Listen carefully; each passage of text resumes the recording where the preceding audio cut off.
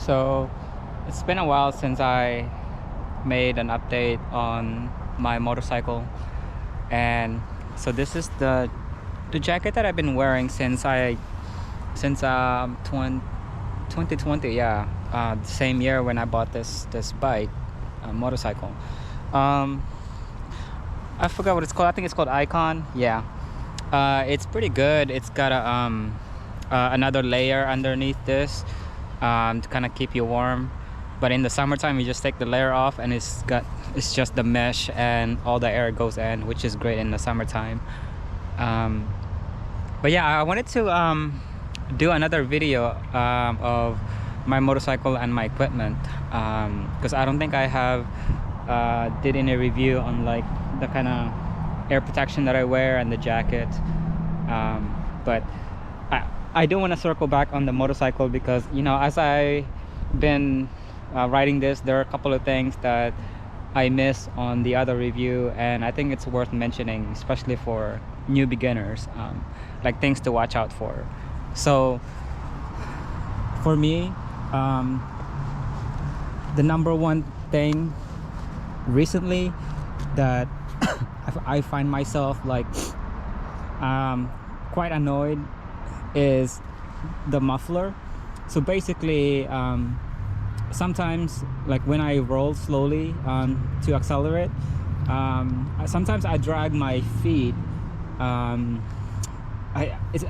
consciously, well, it's not intentional, but when I starts to roll, I sometimes drag my feet, and then my feet end up hitting this muffler here, which is kind of dangerous sometimes, if you go too fast and you don't lift your foot quickly, which it never happened to me, but I always slowly roll away. But yeah, this would hit my right foot, and it's so bulky, so it's gonna be on the way. So if I sit here, and I'm normally like right here when I'm at a stop point, so I only have about 3.5-4 inches of free play, I guess, or cautious play before this hits me. So I have about, I don't know, count that in milliseconds or a second, to lift my foot so that this doesn't hit my right foot. But it has hit a couple times, so, and I've been conscious and aware of that ever since then. So that's one thing to keep in mind. I don't like how bulky this thing is. Some motorcycles have it like in the back, especially those sports bikes, but this is a beginner cruiser. So that's one thing to always keep yourself reminded, to always lift your foot as soon as you go. One thing too is that I've been good at this, is that I just keep my right foot on this peg and then left foot on the ground, or yeah, so just to avoid this. And before, the balance was not there, I would get uncomfortable, so I would have to have both feet on each side on the floor. But now I just have the right foot here and the left foot on the ground. So that's been kind of helpful. It definitely, you definitely improve as ride daily or often, or whenever you can, or weather permits, or whatever reason. So anything else I need to bring up? I think that's it. So overall, from my previous video and until now, like, those are the things that I in combination of the likes and the dislikes, so those are the things that I definitely have covered on this motorcycle. I love it. It's not too slow or too fast. It's decent, especially for a beginner. So that's my Shoei RF 1200, I think. It's a really good helmet. It says it's aerodynamic, but it's pretty good.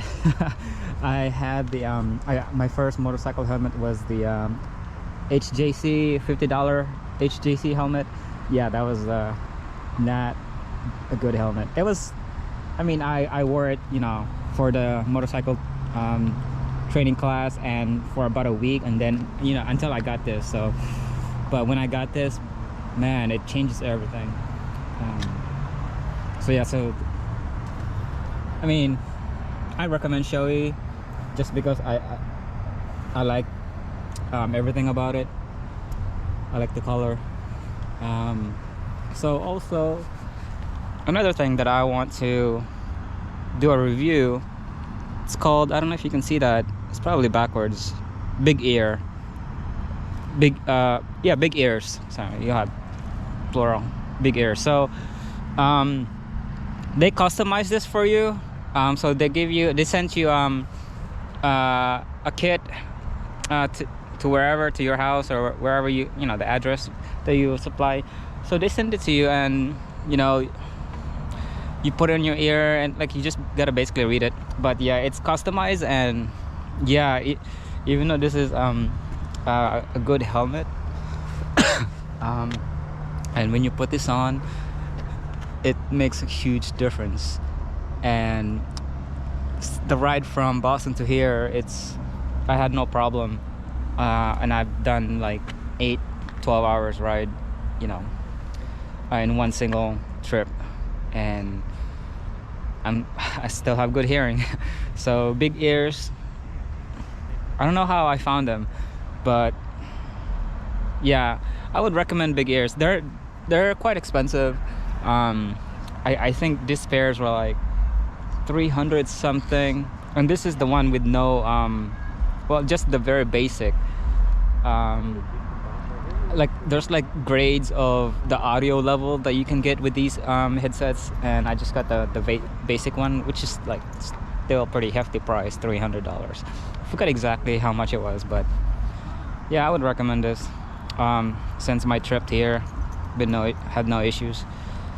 So I'm probably going to get dinged for this, but for my pants, I just wore jeans. Yeah, so I need to invest in some good pants. For my shoes, I just wear this like Nike shoes, but you know, it covers my ankle. I don't know if you can see that. Yeah, it covers my ankle. It'll protect me, so no issues there. Leather gloves. So I think that's it. So out of everything, this bike, the 2020 Honda Rebel 500, to me, it's a really good bike. I'm able to commute with it. Obviously, I did more than just commuting. I'm able to bypass like cars if I need to get on the left lane. Like it's not going to choke at all. It's just great. Honda, great job, and Shoei, good helmet, big ears. Thank God I stumbled into you. And Icon is a really good jacket. I'm visible in the day and at night.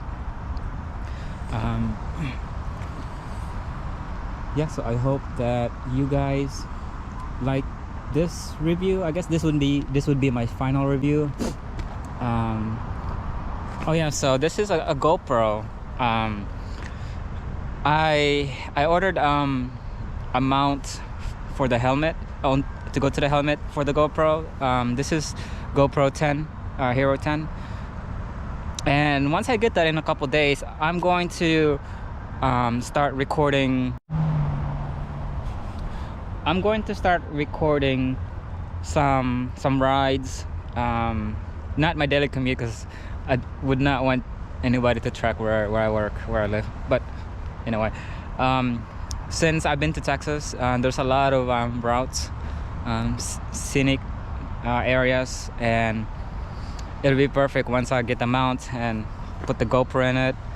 And yeah, so hopefully you guys will enjoy that that video coming up soon.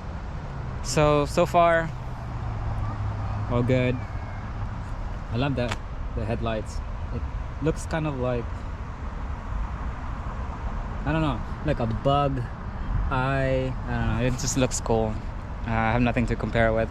So do I want to upgrade? Yes, I do. I want to wait for the 2020 CB 650R, because I know I mentioned that on my previous video that that's my next bike that I want to upgrade to. Sorry for the coughing. It's probably the weather, not COVID, maybe, who knows. Anyway,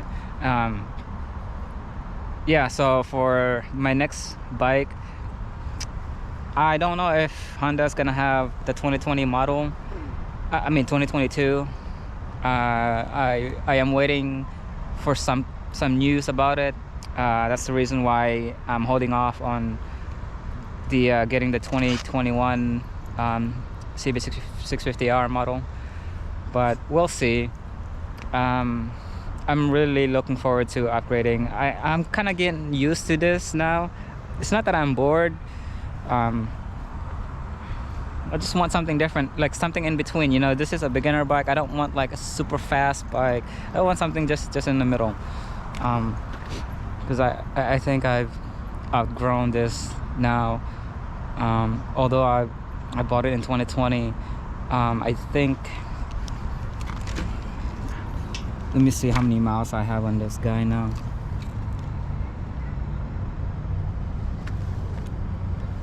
So I am at, probably didn't make a difference. The last time I think I was at 14,000, but now this is at 15,167 miles.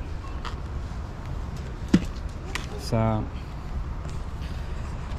it's been an adventure with this guy. So I did end up replacing tires, both of them, 2 weeks after I got to Texas, to my final destination. I mean, the center of this tire, oh, what the heck, oh, the screws just loose. Okay, like the center of the tires were like all like flat, leveled out, so I know I wasn't getting any grip because I would skid sometimes when I make turns. So part of it was that I got too excited. I was accelerating way too fast from the stopping point, you know, and that burns tires just for fun. But I stopped doing that because tires are expensive. Stock tires. So yeah, that's all I got. So I know the bike is dirty right now. I have not cleaned it for over a month, and I should clean this up. You can see all that dirt. It looks kind of disgusting, but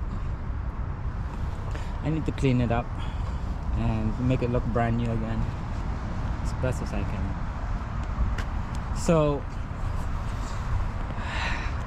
I also did attempt to go to a Honda dealership and get the quote to see how much this would worth. So the guy, you guys let me know if it's a good number, but I mean, nothing wrong with it. The guy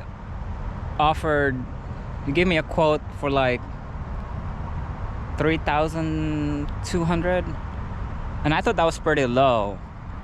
So you guys let me know if anyone have traded their Honda 500 Rebel 500, and how much you guys were quoted for it for trade-in value. But mine was 3,200. I don't know, I thought that was pretty small, low, and you know, I kept the quote, but I never decided to go with it. So yeah, so I was serious at one point, but I don't see the need to like upgrade and pay loan, because this is paid off, so I don't have to pay any of that. So I don't know, that's something that I have to consider.